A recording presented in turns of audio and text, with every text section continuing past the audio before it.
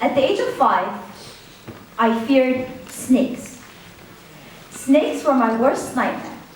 Living in Saudi, a desert, I thought I'd always have to be on the lookout for snakes.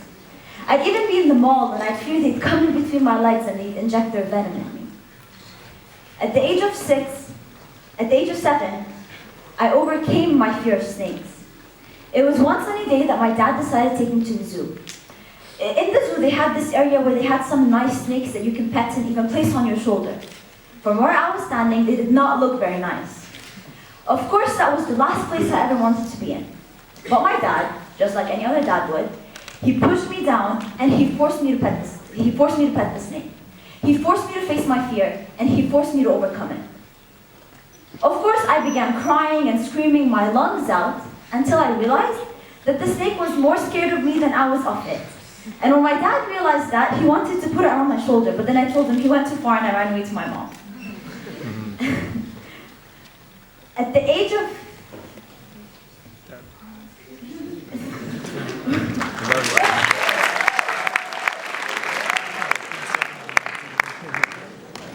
At the age of 8, I began fearing fire.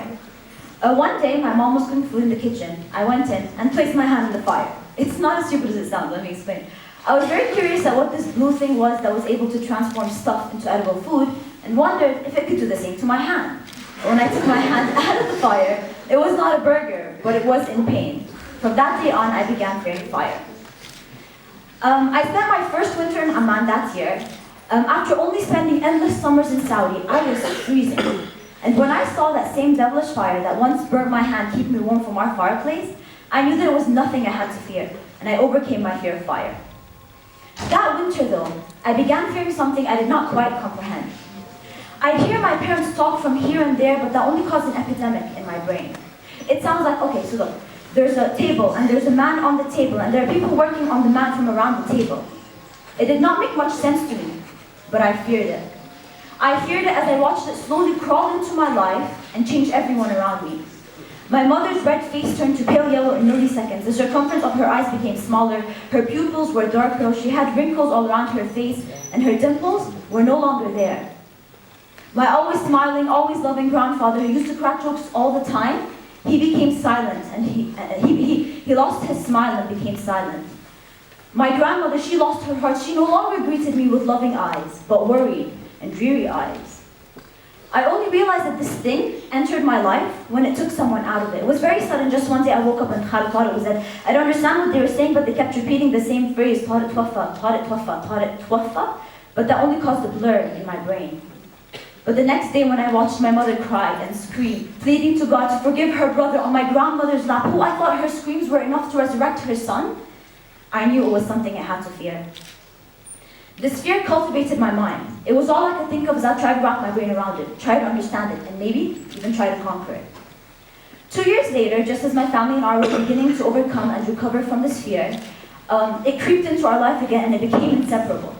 It didn't want Khalid to be lonely, so it came and took his brother. Khalid left to keep his brother company. But little did this thing know what it would do to my mother and grandmother, who remained very lonely on this earth, even though they were surrounded by many people who loved them. Khalid was much closer to me than Khalid. We had the bond that nothing could break, not even our separation. And so the concept of this fear was beginning to clear up in my brain. But when I lost the dearest and most amazing friend I've ever come to know, it clouded my thoughts again. I was this close to understanding this fear, but was only disappointed when it took away my friend. I was left again confused, dazed, and heartbroken. I thought I'd be safe in school, but the fear followed me and it took away my friend. I tried to connect the dots, but the dots kept disappearing one by one. I thought maybe I was next, maybe my other friends were next, my teachers were next, maybe someone was next. Was anyone next? I don't understand what this thing wanted. Why does it keep wanting more? Why does it keep creating a void in people's hearts that I only came to understand when one was created in mine? I only realized this void when I had to make new plans for Thursday afternoons and not be able to spend them chasing after Majd playing tag or singing Nancy Ajram songs in the car with Khalid or Khalid Nadal. But that has only helped me appreciate every single moment I've had with them. From every hug to every kiss, every hi, every bye, and even every fight.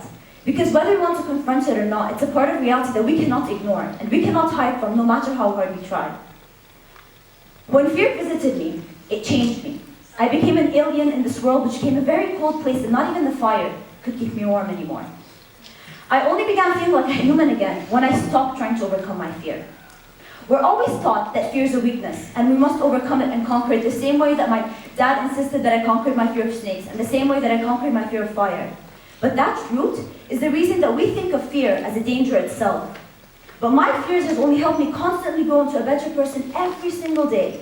Especially my fear of loss, in which it helped me ensure that I end every single conversation with an "I love you" or a "thank you," or just on a happy note, in fear that it could be the last one because I know it could.